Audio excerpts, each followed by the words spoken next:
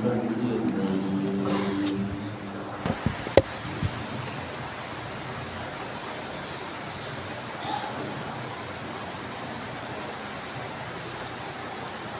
तबारक व तआला रुकू में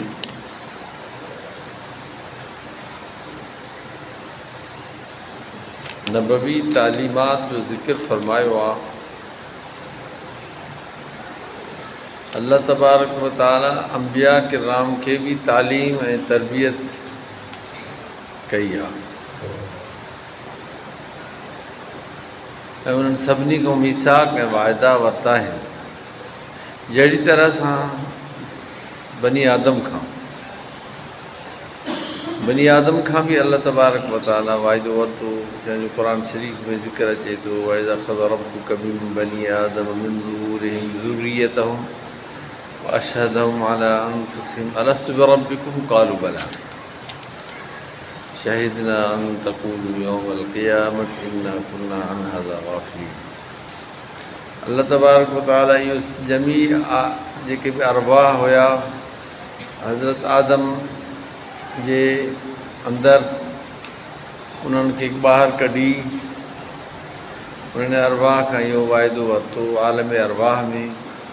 उन्हनि सभिनी इक़रार कयो त तूं असांजो रब आहे, तूं असांजो ख़ालिक़ आहे, तूं असांजो मालिक आहे।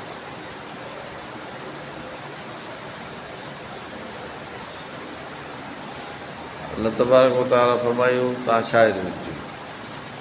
इहा शाहिदी उनजे मथां शाहिद केरु थिया? अल्लाह जा रसूल। अल्लाह जा रसूल इन जा शाहिद ऐं गवाह आहिनि ऐं उन जा जेके उम्मती आहिनि सचा ताबेदार उहे सभु गवाह आहिनि। अहिड़ी तरह सां अल्लाह तबारक व तआला अंबिया किराम खां बि वाइदो वरितो। उन वाइदे जो हिते बयानु आहे। अल्लाह साईं फरमाए थो, अल्लाह वाइदो वरितो नबियनि खां, जॾहिं तव्हां वटि अचे किताब हिकमत, पोइ अचे तव्हां वटि रसूल। अॻ में त उन्हनि नबियनि खे नबूअत मिलंदी, नबियनि खे नबूअत मिलंदी। पहिरीं ॻाल्हि त इहा आहे। उहा नबूअत उन्हनि खे कॾहिं मिलंदी? उहा हुज़ूर सल्लल्लाहु अलैहि वसल्लम खां अॻ में मिलंदी। छो त हुज़ूर सल्लल्लाहु अलैहि वसल्लम जन जॾहिं अची विया आहिनि दुनिया में, हाणे कंहिंखे नबूअत न आहे मिलंदी, हाणे नबूअत न मिलंदी। तंहिं करे हिते अल्लाह तबारक व तआला इन ॻाल्हि खे वाज़े कयो, वाज़े करे फरमायो इज़ा ख़ज़ल्लाहु मीसाक़न नबिय्यीन लमा आतैतुकुम मिन किताबिन व हिकमह सुम्म जाअकुम रसूल। जॾहिं सभिनी नबियनि खां अलाह इहो वाइदो वरितो, जॾहिं तव्हां वटि किताब अचे हिकमत अचे, पोइ तव्हां वटि बाद में ईंदो रसूल। सुम्म ताख़ीर तराख़ी जे लाइ हूंदी आहे, ताख़ीर जे लाइ हूंदी आहे। जॾहिं रसूल पोइ तव्हां वटि अचे, उहो रसूल कहिड़ो? रसूल माना सचो रसूल, आख़िरी रसूल सैयदना मोहम्मद रसूलुल्लाह सल्लल्लाहु अलैहि वसल्लम, जंहिं ते क़ुर नाज़िल थियो। उहो तव्हां वटि रसूल ईंदो मुसद्दिक़ुल लिमा माकुम, ऐं उनजी निशानी इहा आहे त उहो तस्दीक़ कंदड़ हूंदो उन प्रोग्राम खे, उन नज़रियात खे जेके तव्हां सां आहिनि। उहे सभु ॻाल्हियूं तव्हां जूं तस्दीक़ करे ॾेखारींदो, माना इहा उनजी अलामत हूंदी। तव्हां जहिड़ी तरह सां रिवायत में अचे थो, एतिरा यहूदी हुआ हुज़ूर सल्लल्लाहु अलैहि वसल्लम खां अची पुछा कंदा, यसलून कने रूह पुछा कयूं, यसलु कंदासीं माने साद पुछा कयूं, क़यामत जे बारे में पुछा कयूं, रूह जे बारे में पुछा कयूं। अहिड़ी तरह सां ॿिया बि कई अहिड़ा सुवाल, अहिड़ा उन्हनि जा मुलाहिज़ात ऐं अहादीस पाक में मज़कूर आहिनि। ऐं पोइ हुज़ूर सल्लल्लाहु अलैहि वसल्लम जन उन्हनि खे बयानु फ़रमाईंदा, ॿुधाईंदा, पोइ चवंदा हुआ वाक़ई इहो अलाह जे रसूल खां सवाइ केरु बि ॿुधाए नथो सघे। हिते अलाह जी फ़रमाए थो, लतो मिनो न बि अहिड़ो रसूल तव्हां वटि अचे जेको तव्हांजी ॻाल्हियुनि जी तस्दीक़ कंदड़ हुजे, पोइ लतो मिनो न बि ज़रूरु तव्हां उनखे मञींदव ऐं उनजी मदद बि कंदव, उनखे मञींदव बि ऐं मदद बि कंदव। माना आख़िरी नबी जॾहिं अचे, हज़रत मोहम्मद सल्लल्लाहु अलैहि वसल्लम जो दौरु जॾहिं शुरू थिए, बसि सभिनी खे इत्तिबा उनजो करिणो आहे, ॿिए कंहिंजी ताबेदारी न थींदी। जीअं पाण सल्लल्लाहु अलैहि वसल्लम फरमाइनि था, हज़रत उमर साईं हिकिड़े भेरे कुझु चंद औराक जेके आहिनि तौरात शरीफ़ जा पढ़िया, पाण फरमायूं लौकान मुसा हय्यन लमा वसिअहू इल्ला इत्तिबाई, लेकिन मूंसां ख़ुदि पाण जीअरो हुजे हा, मुंहिंजे इतबाक खां सवाइ हुनखे को चारो ई न हुयो। माना मुंहिंजो ताबेदार थी हले हा, पंहिंजी शरीयत हुनजो पंहिंजो सिस्टम बसि मौक़ूफ़ हुयो, उहो मौक़ूफ़ हुयो, उहो न हले हा। त मतिलबु तव्हांखे कहिड़ी गुंजाइश आहे जो तव्हां वेही तौरात पढ़ो, इंजील पढ़ो, पोयां किताब ज़रूरत न आहे तव्हांखे पढ़ण जी। बसि तव्हां पढ़ो, क़ुर पढ़ो, अलाह जे रसूल जो कलाम पढ़ो, अलाह जो कलाम पढ़ो, तव्हांजे लाइ इहो आहे। बसि दीन जे हवाले सां तव्हांखे ॿी काई बि तालीमात हासिलु करणु ग़लति आहे। बाक़ी हिकिड़ी ॻाल्हि आहे त को माण्हू इतफ़ाक़नि कंहिं अहिड़ी शइ खे रिसर्च करण जे लाइ, सर्च करण जे लाइ, या कंहिं अहिड़े तहक़ीक़ जे लाइ जेकॾहिं का जुज़वी तौर सां कंहिं अहिड़ी ॻाल्हि जी तलाश करे थो, उहा हिकिड़ी ॿी ॻाल्हि आहे। बाक़ी बाज़ाब्ता या तालीम ऐं अहिड़े क़िस्म जो निज़ाम हलाए तालीमी, इहो ग़लति आहे। जंहिंमें मुकमल तौर सां माण्हुनि खे पढ़ायो वञे, मुनाज़रा या अहिड़े क़िस्म जा जेके मुबाहिला, या ज़रूरत न आहे हिननि जी। लतो ॿिन्हिनि काला अक़रार तुम वाख़स्तुम अला ज़ालिका मिस्री कालो अक़रार न, सभिनी चयो त असां इक़रार कयोसीं, जेके अंबिया किराम हुया उन्हनि सभिनी इहो इक़रार कयो त असां जेको नबी आख़िर ज़मान सैयद सल्लल्लाहु अलैहि वसल्लम उनखे मञूं था, असां मञूं था, उहो तुंहिंजो रसूल आहे, सचो आख़िरी रसूल आहे। बसि उन्हनि सभिनी तस्दीक कई।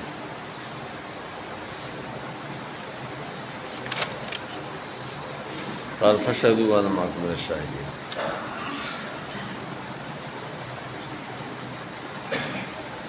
ऐं इहा तालीम इहा हुई जेका सभिनी नबियनि ॾिनी, उहा मुश्तरक हुई, जंहिंजो मथे बयानु आयो।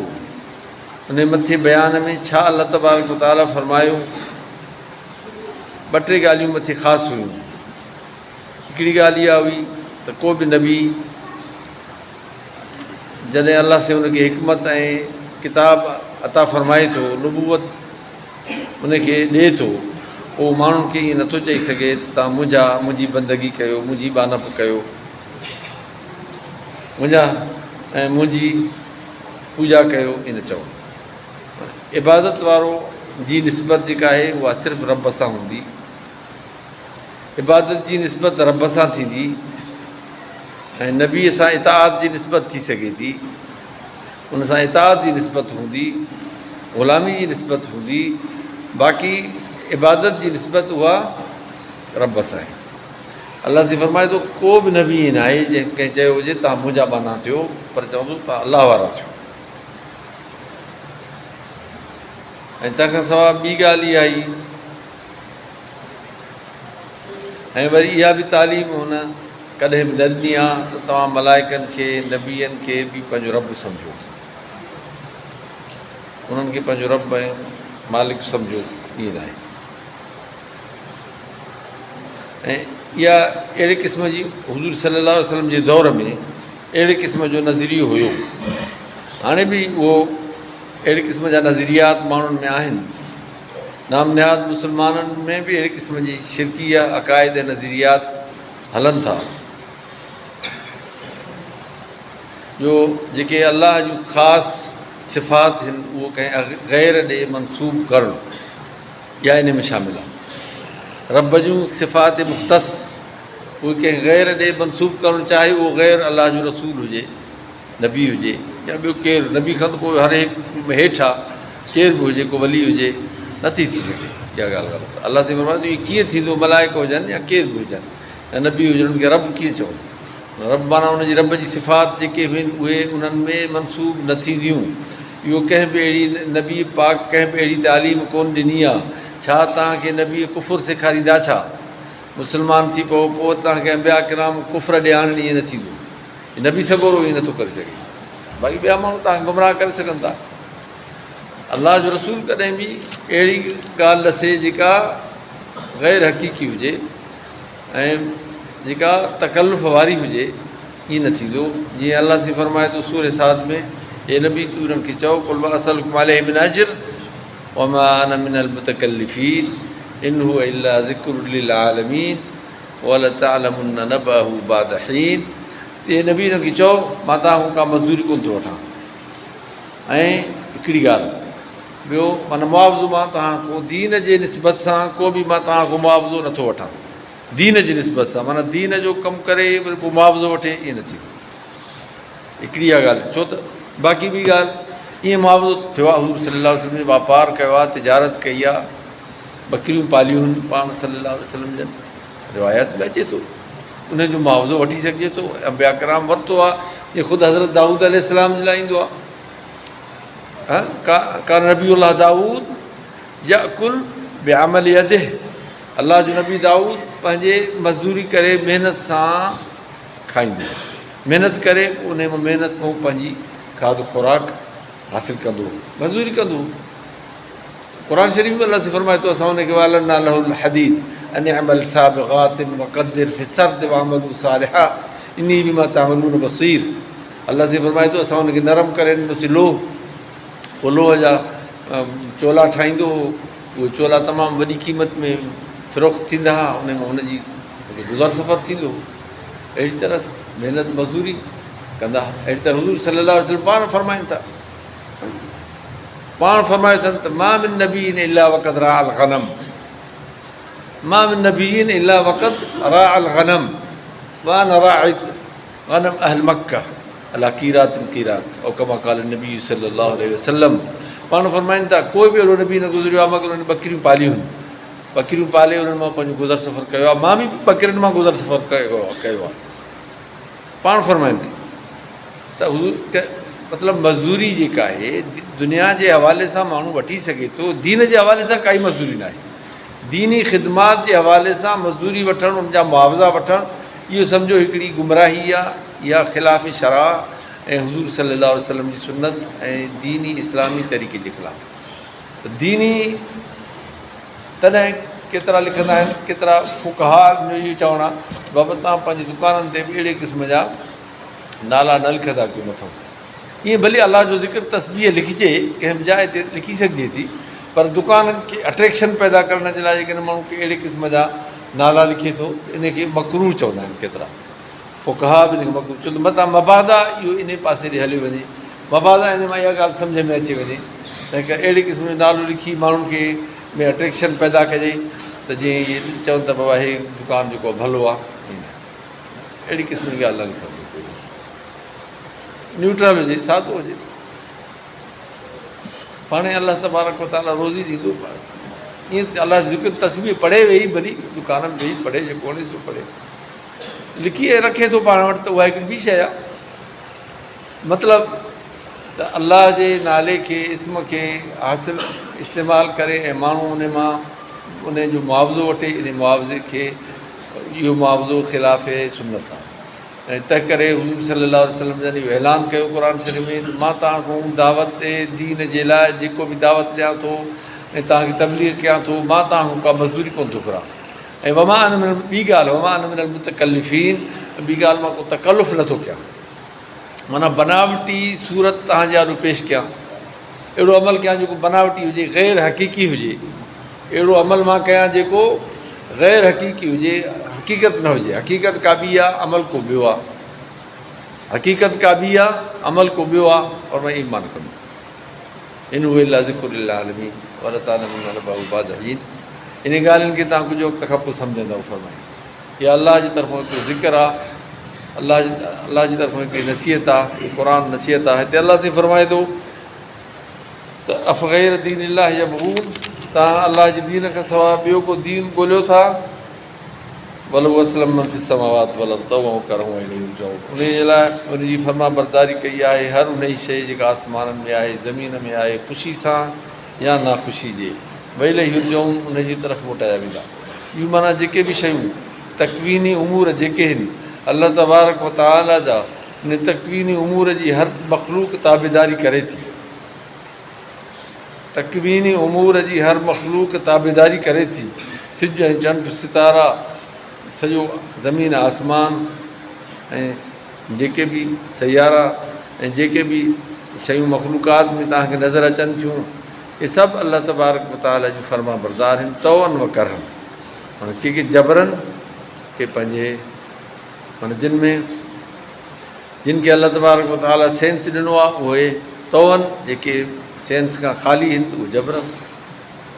ईअं ई आहे अलाह आलम सवाब। बहरहाल इहे सभु अलाह जा मुती फरमा बरदार आहिनि। बाक़ी इंसानु हिकिड़ो आज़ादु, इंसान खे अलाह तबारक व तआला आज़ादु फरमायो मय्यब त ग़ैर इस्लाम दीननि फल युक़बल मिन्हु। इस्लाम खां सवाइ ॿियो को दीन, ॿियो को रस्तो को जेकॾहिं को ॻोल्हे थो, इहो क़बूल न थींदो। आख़िरत में इहो खसारे में हूंदो, आख़िरत में इहो खसारे में थींदो, आख़िरत में हुनखे नुक़सानु थींदो, फ़ाइदो कोन थींदुसि। यानी सवाब ऐं कामयाबी खां क़तअन महरूम थींदो, वॾो खसारो आहे। इंसान खे अलाह तबारक व तआला सही फितरत ते पैदा कयो। को माण्हू पंहिंजे ग़लति इख़्तियार खे ग़लति इस्तेमालु करे ऐं पोइ पाण खे नुक़सानु ॾेई सघे थो। जेको हुनखे अलाह साईं बाइख़्तियार बनायो आहे, इन इख़्तियार खे जेकॾहिं को माण्हू ग़लति इस्तेमालु कंदो, ख़िलाफ़ शरअ इस्तेमालु कंदो ऐं हुज़ूर सल्लल्लाहु अलैहि वसल्लम जे तरीक़े जे ख़िलाफ़ु इस्तेमालु कंदो, इहो पाण खे खसारे में विझे थो। अलाह जी फरमाए थो कीअं रस्तो ॾेखारींदो अलाह उन क़ौम खे जिन इनकार कयो आहे मञण खां बाद ऐं शाहिदी ॾियनि था त बेशक अलाह जो रसूल सचो आहे, अलाह जो रसूल सचो आहे, या शाहिदी ॾियनि था। वजाहुल बय्यिनात, अलाह जे रसूल जी तरफ़ां निशानियूं दलील बि उन वटि आया आहिनि, अहिड़े क़िस्म जा दलील बि उन वटि सभु पहुता आहिनि। पोइ बि वरी उहे मुनकिर थी था वञनि। यानी पोइ इहो इनकार ॿिनि क़िस्मनि जो आहे। हिकिड़ो इनकार जेको आहे नज़रियाती इनकार आहे, ॿियो अमलियाती इनकार आहे। ॿई इनकार इन में थी सघनि था, मुराद ॿई इनकार थी सघनि था। माण्हू कहिड़ो इनकार थो करे, हिकिड़ो नज़रियाती इनकार थो करे, इहो त ज़ाहिर आहे संसद कुफ़र आहे। ॿियो अमलियाती इनकार करे थो, अमली लिहाज़ सां इनकार करे थो। जी हदीस बि अचे थो मन तरक सलात मुतामिदन फ़क़त कफ़र, हे नमाज़ छॾे ॾिनी ॼाणी वाणी कुफ़ुर के, इहो अमली इनकार आहे। साईं ॿियो हिकिड़ो नज़रियाती इनकार आहे, जो मञे ई नथो नमाज़ खे, इहो नज़रियाती इनकार आहे। मतिलबु इहो हिकिड़ो मिसाल तव्हांखे ॿुधायां त अहिड़ी तरह सां अलाह साईं फरमाए थो जंहिं माण्हू इनकार कयो मञण खां बाद, कलमो बि पढ़े थो वरी इनकार बि करे थो, माना कंहिं बि अहिड़े क़ानून ऐं ज़ाब्ते जी हिमायत करे थो जेको ज़ाब्तो अलाह जे रसूल जे हुकुम जे ख़िलाफ़ु आहे, इहो कुफ़ुर आहे। इहो सभु माण्हू कुफ़र में मुब्तला आहे। अर्रिज़ा बिशिर्क शिरकुन, अर्रिज़ा बिल कुफ़ुर कुफ़रुन। जेको कंहिं बि शिरक ते राज़ी थिए थो इहो शिरक आहे, कंहिं कुफ़र ते राज़ी थिए थो इहो कुफ़र आहे। कंहिं कुफ़री या क़ानून ते को माण्हू राज़ी थियो ऐं उन सां शामिलु आहे, इहो बि ओड़ो ई आहे। इन मिसलुहुम इन अल्लाह जामिउल मुनाफ़िक़ीन वल काफ़िरीन फ़ी जहन्नम जमीआ। अलाह साईं फरमाए थो इहे हिकु जहिड़ा आहिनि। अलाह साईं क़यामत ॾींहुं मुनाफ़िक़नि में ऐं काफ़िरनि में फ़र्क़ु कंदो। हिते तव्हांखे भली मुनाफ़िक़ सम्झ में न अचे, काफ़िर ज़ाहिर आहे, मुनाफ़िक़ माना जेको माण्हू सम्झ में न अचे, नाम निहाद मुस्लमान आहे लेकिन आहे मुनाफ़िक़, उहा ख़बर तव्हां असांखे न पवंदी, अलाह खे ख़बर आहे। अलाह जी फरमाए थो क़यामत ॾींहुं हिननि ॿिन्ही जो अंजाम साॻियो हूंदो। अलाह जी पनाह में हुज़ूर सल्लल्लाहु अलैहि वसल्लम दुआ घुराई ऐं सेखारी अलाह में नऊज़ु मिन शक व शिरक व शिकाक व निफ़ाक़ व सूइल अख़लाक़ व सूइल मंज़र व मुख़्तलिफ़ माल व अहल बलद। अलाह से असांखे निफ़ाक़ खां शिरक खां इन खां बचाए। पंहिंजी उम्मत खे हुज़ूर पाक सल्लल्लाहु अलैहि वसल्लम दुआ सेखारी अलाह से हर क़िस्म जी निफ़ाक़ खां, हर क़िस्म जे अहिड़े बेफ़रमानी खां अलाह से बचाए। बेफ़रमाननि जे इत्तिबा खां बि असांखे अलाह से बचाए। अहिड़नि बेफ़रमाननि खे असां पंहिंजो अॻवान सम्झूं, असां उन्हनि जो इत्तिबा कयूं, ताबेदारी कयूं।